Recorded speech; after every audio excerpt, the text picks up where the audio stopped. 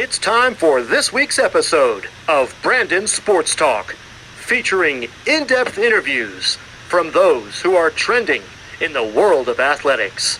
And now, here's the host of Brandon Sports Talk, Brandon Pate.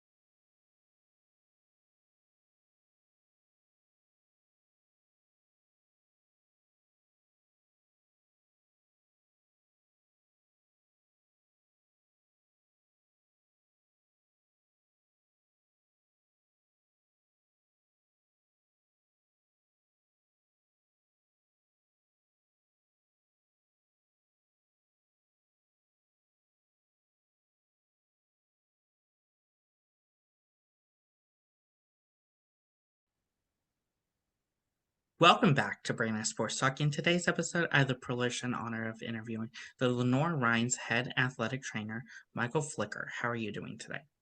I'm doing great, Brandon. I hope you're having a wonderful day. Thank you. Can you talk about how you knew that you wanted to become an athletic trainer? I got lucky, right? I had a great athletic trainer in high school.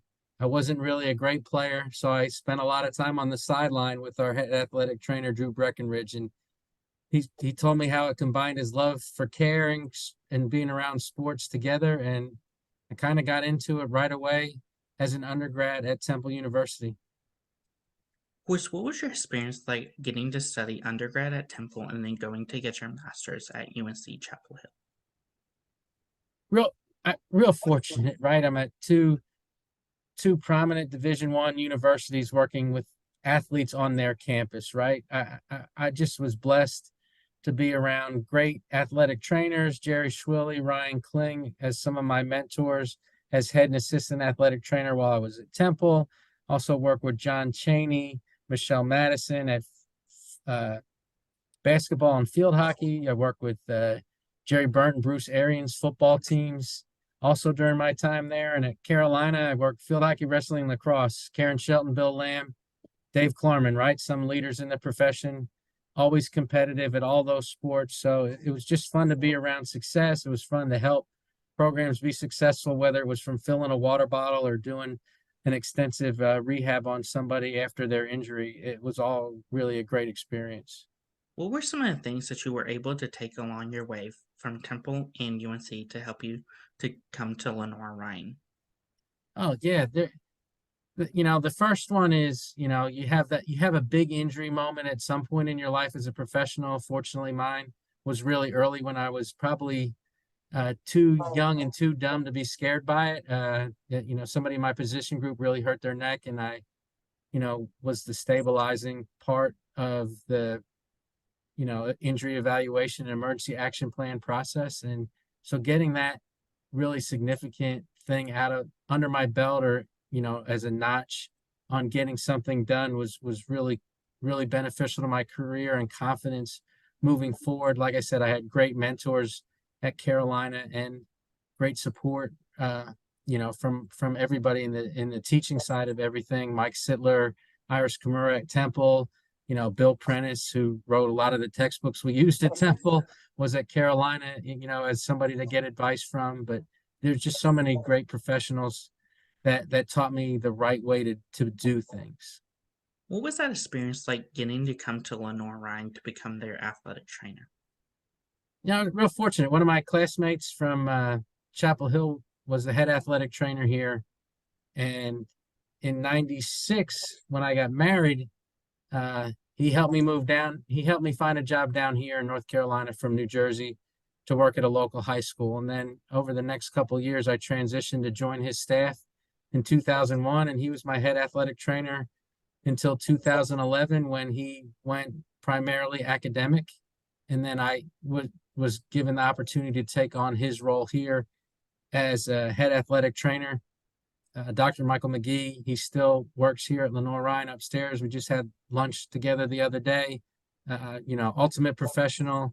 Really learned a lot from him, and thankful for the opportunities he's helped provide me. What was that feeling like for you to get promoted to become the head athletic trainer? I think a little bit of it was relief, like it validated a little bit of my career and the work I had put in. I really enjoy the mission that we have here at LR, supporting the student athlete experience the best way possible. Uh, like I said, Dr. McGee had set a lot of stuff in place that made this place run well, and I just tried not to mess it up for a little while, right? And then continue to grow. Our staff's grown, our student athlete population has grown, and we just continue, with the support of President Witt and our athletic director Kim Pate. We get to have a good influence on the outcomes that student athletes have with their injuries or just with their careers here with us. While at Lenoir Rhyne, what has it been like obviously getting to work with the female sports such as field hockey, women's lacrosse, and gymnastics? So, you know, the thing you learn is that everybody, whether male or female, right? Like I think some of the diversity, equity, inclusion, and belonging stuff really comes into play here, right? Like everybody's valuable. I think for a time, a lot of places where football and basketball schools and women's sports were afterthoughts, right? Or just part of the deal to help meet a Title IX requirement. Fortunately, here at Lenoir Rhyne, we treat everybody equal and of value, and we try and be successful at all programs, regardless of gender. So I think that while it's different to be a man or a male working with a female sport, it's respect, it's communication, it's showing them that they matter the same. Like I think we go out of our way to make sure that everybody feels like they're treated equal. I think that's an intentional thing that you have to do because it's easy to see the crowds that the football program might get on Saturday are different than what you get at a women's lacrosse game in the spring. But for the student athlete to know that they're valued at a high rate, regardless of what the fan interaction is important for us to display. What does a typical game day look like for you as a head athletic trainer versus typical practice?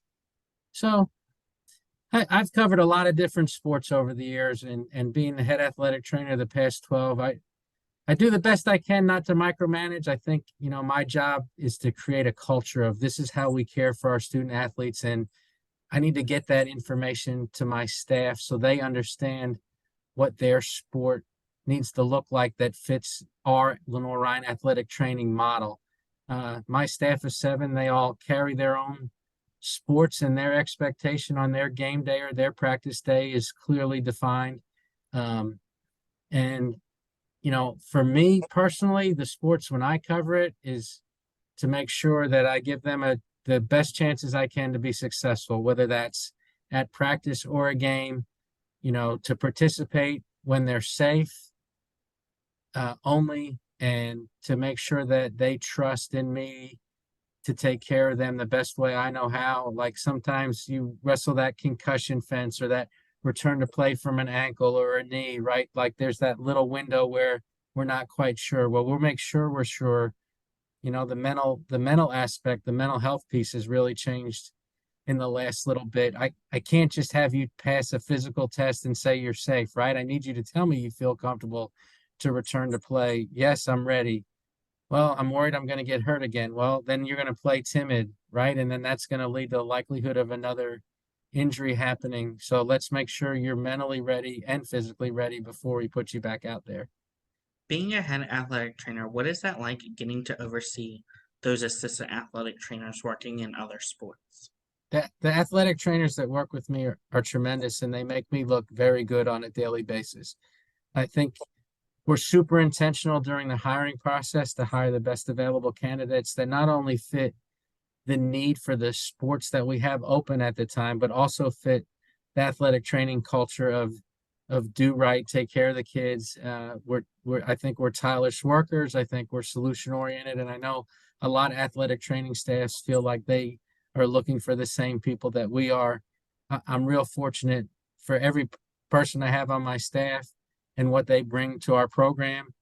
Like I said before, I try to learn not to micromanage to the best of my ability, right? I am responsible for the things that they do ultimately as their leader, but I also am open to their suggestions because they're boots on the ground doing the work as well. So I think the thing I would say to somebody as advice here would be to value the people on your staff and make sure they feel like they have a voice. What are some of the roles that you have as the head athletic trainer? You know, it's the first thing here at Lenoir Rhyne is always going to be the student athlete experience, right? And so that goes a lot of ways, right? So safety, our facilities safe? Are emergency action plans in place? Do we have enough AEDs? Do we understand the lightning policy? Do we understand the heat policy? Do we understand all the policies across the board? You know, that area. The second part is pairing up my staff well with the coaches, right? There's personalities involved. Some people mix well with others and some people don't with certain sports, right? Just so make sure we get that right. There's the financial piece of a budget and equipment and tape and all those things that you have to buy to have a successful athletic training program. um the space, right? Like we've acquired a space for visiting teams so our home team can just have our comfortable athletic training room, and we use a different classroom for our visiting teams when they need care before a game or a match. So I think just to make sure it runs well and smooth, and that people, not only my staff but the student athlete, feels like they have a voice. It's making sure that the drug testing program's running well, right? Or our ADs are evaluated every year for safety and function, just to make sure everything works. I try and grow my staff as best I can and kind of put one or two people with all the little sub areas that I just mentioned so they can learn how to do the role down the line, because I have talented people here and I don't want to ever feel like I'm just dictating to it. So giving them some ownership of a piece seems to help motivation as well. What are some of the things that you do to prepare for, let's say, a practice versus game days? Well, sometimes when I worked football, I always thought that game day was the easiest, right? Because I have an ambulance there, I have a doctor or two on the sideline, and there's only 22 people practicing at a time, right? So on a game day, to me, was a breath of fresh air because it was just 11 of my kids against 11 of somebody else's at a time, and I can see it all in front of me. At a football practice, some of these coaches are so organized, there could be 80 of the 150 people taking a live rep at 6 different places across the field. So just understanding the flow of practice and where to stand and what to watch, and make sure your other staff members and student athletic trainers are kind of also at a useful place and understanding what they're looking for, right? On a game day, it's pretty much the certified staff is doing a lot of the observation of the limited number of people that are going. But at a practice, you have to see everything. And so I think the preparation in terms of where water coolers are at practice is significant. At a game, it's easy. It's at the 50-yard line, the end, right? At practice, hey, the O line and D line are down here. And those big boys, they're going to need some fluid. So let's have it there instead of having to run 70 yards every time we fill everything. We need to fill things. So like logistics is probably a key part of it, right? Like, hey, let's make sure everybody's out the door by a certain time so we get there before they do anything contact wise. And that's a football game day. Other sports may be a little bit different, but that's probably the biggest example I can be, is that game day for football is actually easier than a practice day. And it's actually way more enjoyable because there's people yelling and screaming when at practice. It's just the coaches yelling and screaming and maybe kids at each other every once in a while. Of course, what is that like, obviously, getting to see those athletes that may get injured in practice and rehab, let's say ACL tears, come back and see them perform at the peak of their level? It's so rewarding, right? Like, that's probably the funnest part, right? It really validates, when they say thank you, or they even just get to perform and make a play, and you can see that, man, like they're a little emotional about, hey, I made it back. I did what I was supposed to, give the kid the credit, right? They did the work. My job was to just guide you along the way. You had to be dedicated and do the work. It wasn't my knee that needed you to do the right thing all the time to get better. My knee was good. Your knee wasn't. You did the work. You deserve all the things that you're getting from it, but super rewarding. And one of the main reasons people do this. Of course, what does a typical day in the life look like as a head athletic trainer?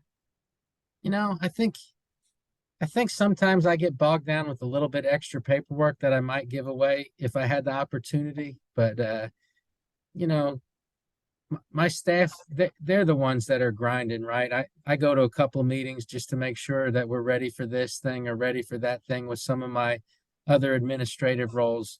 But my staff, they'll be in here. We come to football lift at 5:30, and then the training room's open for rehab from 9 to 12. We let the staff recharge with a lunch and come back at 1, and we start our afternoon practices or travel to our road games, and we're done when we're done, right? Like, whatever our student athletes and our teams need, we're available for. But mornings pretty much rehab, afternoons pretty much practice, prep, practice, and injury eval and post practice care. There's cooler filling in there. There's getting things to fields. There's getting coolers ready for tennis coach to come pick up to take to their facility, or a rack of bottles in the pool for the swim team so they don't have to get out to get a drink. All the little things, right? Logistics is big. How do I use those high school interns? Okay, here's what we have today. What do you think we need for them, right? Give them a problem that they can solve, but they can also help you be prepared for it, and then they're used to it. And the teaching part, the teaching of the why to students is really a big piece. Instead of just telling somebody how to do something, whether it's rehab, whether it's setting up a field to a work study or a student athletic trainer, if people understand why you're asking them to do something, they're a lot more likely to be compliant with it and feel like they're part of the process instead of just a worker bee. As a head athletic trainer, what does a home game look like versus going away and being the head athletic trainer away?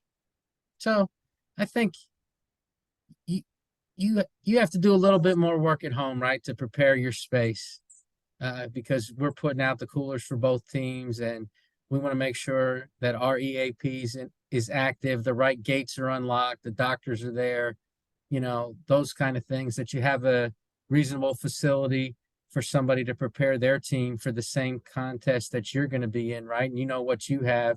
So you want to make it as equitable as possible for them to be able to prepare their student athletes the same way at the D2 level. Especially, you want to make sure everybody has the opportunity to get a great experience out of having a game here. I know a lot of my staff the road game is a lot easier. You just show up with your team and you do your stuff, and that's it. So I think there's a little extra pressure at home, because if something happens, you have to help solve it. And on the road game, you're looking for help. I'm fortunate I work in a great league, the South Atlantic Conference, so I don't have to worry about what I'm going to get when I go somewhere else, and hopefully nobody worries about what's going to happen to them support wise if they're here. That we all respect and we'll take care of the other student athletes the best way we can. What are some of the things that you do to help balance being a head athletic trainer and life outside of being an athletic trainer?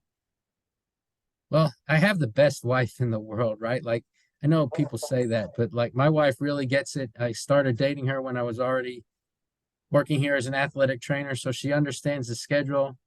I think she sees and appreciates the care that I get to give to our student athletes. They're an extended family of hers by default, right? So whatever I need to do my job well, she's down with it, right? Like, if I say I hope to be home by 7 and it's 7:30, she can just look at Find My Friends and see I'm still in the office, and knows that I would rather be home with her, but something trumped that time, and I needed to solve it before I came home. So great support at home.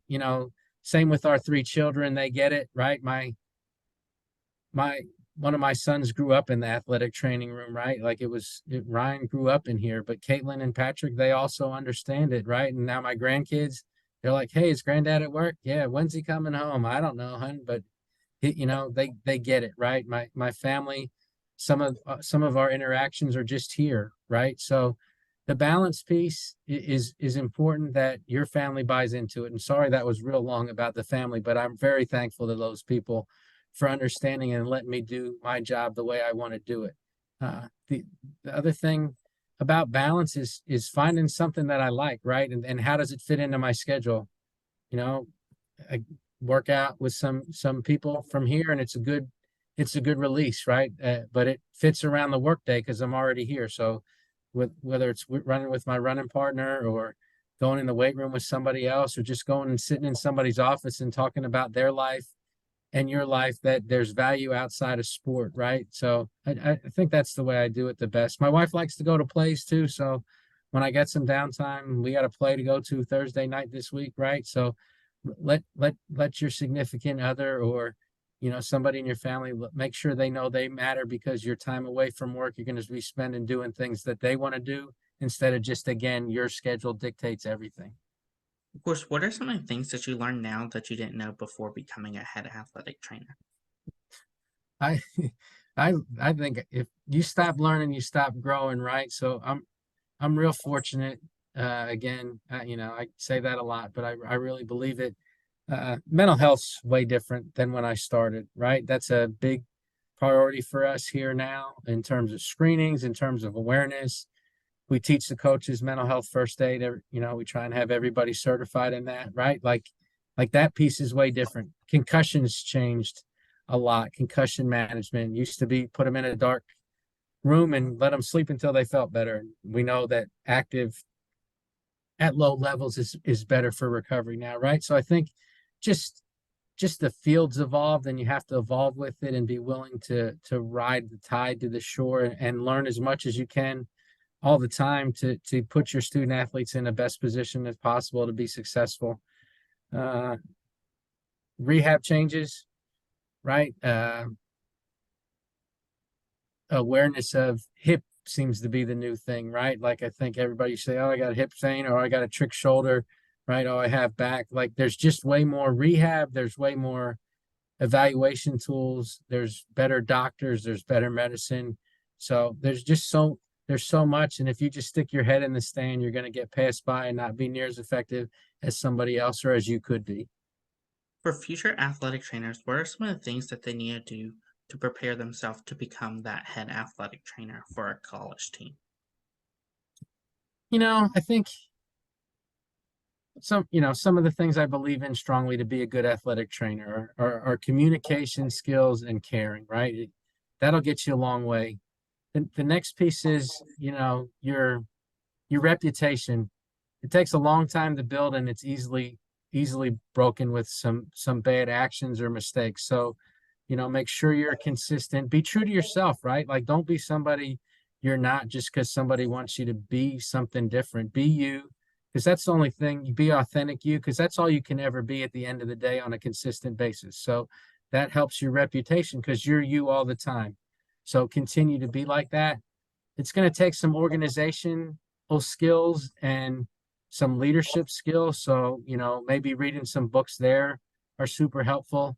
Uh, it takes a lot of trust. You have to develop that trust with your student athlete first, and your coach, and then it'll be with other administrators. At least I think that's what helped me on my path, is that I was pretty reliable. And you get bigger and bigger tasks, and as you get bigger and bigger tasks, if you continue to perform them, you're going to continue to get bigger and bigger tasks, and then finally you might find this seat. What advice would you give those people that are looking to become an athletic trainer on the collegiate level? Well, we're in a time right now where there's a lot of collegiate jobs open. So, pick the right one. Uh, Work sports you like at first, but don't be afraid to change the sports that are different. Don't just corner yourself as a young professional, as I'm a volleyball trainer or I'm a baseball trainer, and that's it. Well-rounded, uh, well-rounded are a lot easier to hire.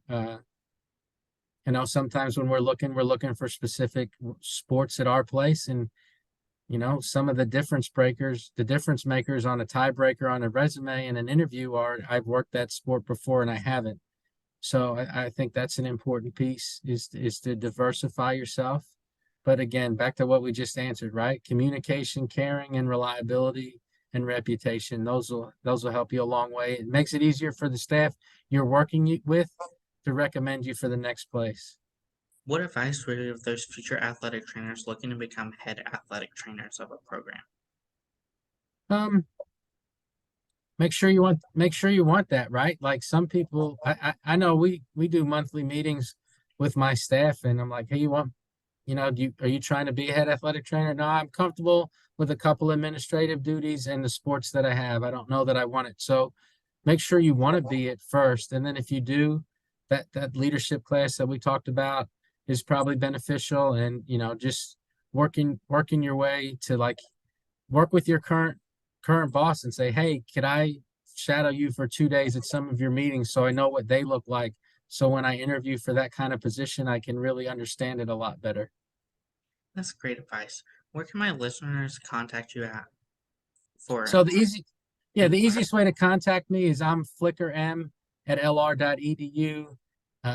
I don't do socials anymore because it takes my focus away from caring for my kids and spending time with my family. So I've just dropped them all, and I'll answer any email if anybody has any questions. I appreciate that, Brandon. Thank you again, Michael Flicker, for your interview and best of luck in your future as the head athletic trainer for Lenoir Rhyne. Hey, thanks, Brandon. Appreciate the time. Thank you. You can find Brandon Sports Talk on Instagram at Brandon Sports Talk, Twitter at Talk_Brandon, and you can find me on YouTube at Brandon Sports Talk. Don't forget to like, comment, and subscribe. Thank you again, Michael Flicker, for your interview and best of luck in your future. Thank you. You've been watching Brandon Sports Talk. Please feel free to like, share, and subscribe to Brandon Sports Talk on social media and on YouTube.